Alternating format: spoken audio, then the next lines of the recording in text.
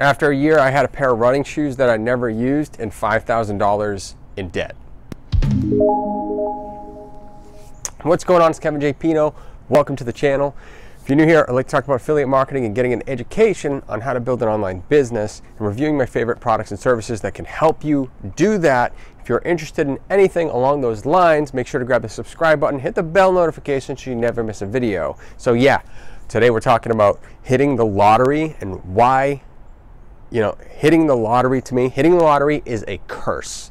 I say it's a curse if you do not know how to handle any extra money that comes in. If you do not already have skills or basic financial literacy, then hitting the lottery can actually be kind of a problem for you. And that's why you hear a lot of people who play scratch tickets for years and years and years win big bucks. They buy a house, overextend themselves, don't have the taxes, they lose the house, and they wind up back to where they started, or worse, very shortly after. Now, my experience wasn't anything major league, but I did hit $5,000 on a scratch ticket when I was very young. I wound up actually hitting, I think I spent $5 getting five $5 scratch tickets, and on the last ticket, I hit $5,000. It was on my lunch break. I was at work with my uncle, and he'd go out and play scratch tickets every day, and I wound up hitting, and it was crazy. At the time, I'd never seen $5,000. I was like, oh my God, this is crazy. I mean, now $5,000 is nothing. Like, I need $5,000 to fix this old beat up deck, It's not even a big deal. But then it was the biggest thing in the world.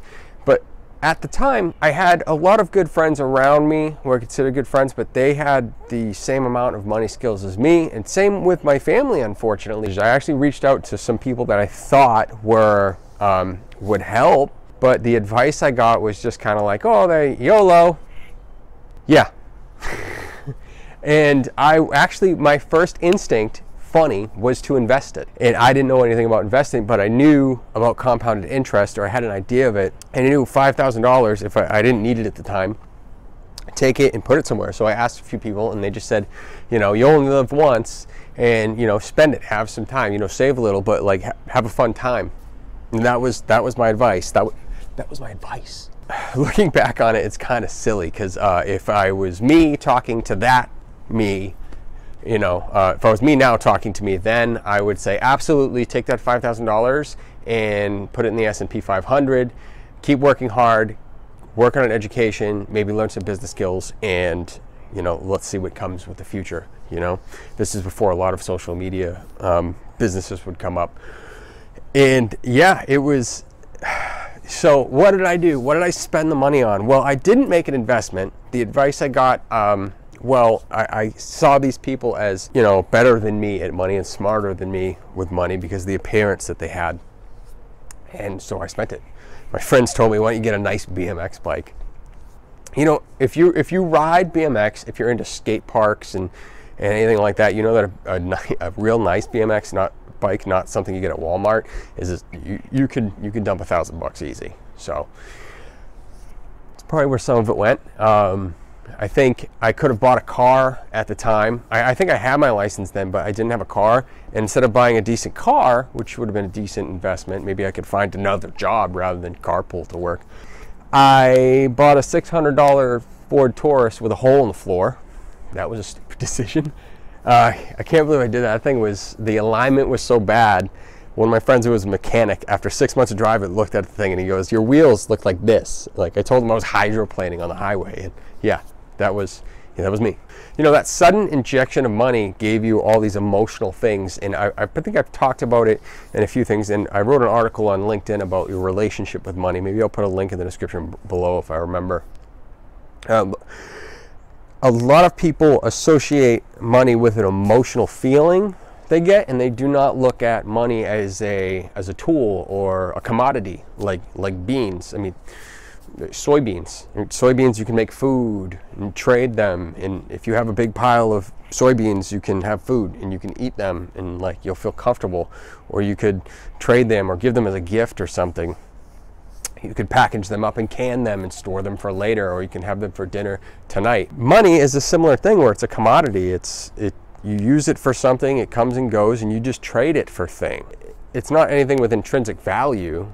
You can't build a house with dollar bills. You know, you could use this fire. You could burn it. You could definitely burn it. Don't burn money that's illegal. But in a survival situation, it might be a good idea. Outside of that, it's just paper.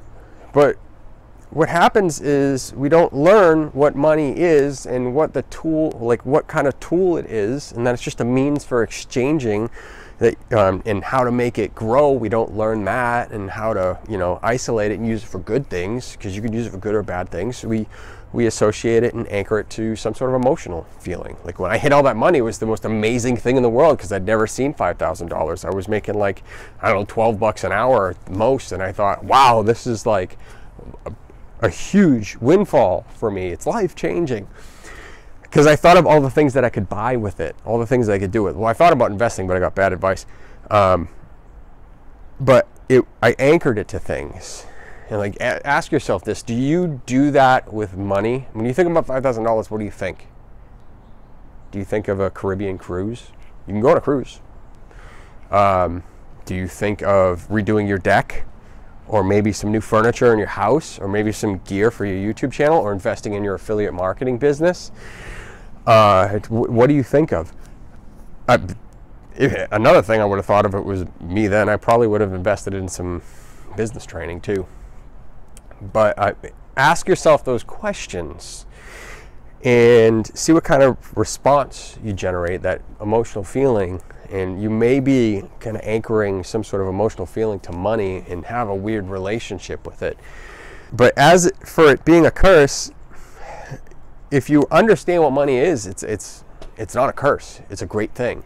But if you don't understand what it is, then yeah, it can be a curse. It can lead you into some bad places. One last thing is, like, I didn't understand credit, so I had $5,000. Well, I can have a $5,000 credit card now. And then I ran up that credit card and didn't understand how it worked. And if you want to learn about credit, leave a link in the description below. I'll do a video on that. If you ever hit the lottery, let me know in the comments below. So if you have a good relationship with money and you've been following me on my channel, we talk about affiliate marketing. If you want to start a business in as little as 15 days, whether it is coaching and consulting, building mastermind groups, making your own products, or you want to get into affiliate marketing, which is what we cover here and what I do, down in the description below, there's a link to kevinjpino.com/success. Go there. I'll show you a free video on how I got started, meet my mentor, and you can get this business up and running in as little as 15 days, and it'll only cost you, depending on your relationship with money, $7. Oh, watch the next videos right here, here, here, here, and then my face is covered by a subscribe button. There's a face on my face. Click it.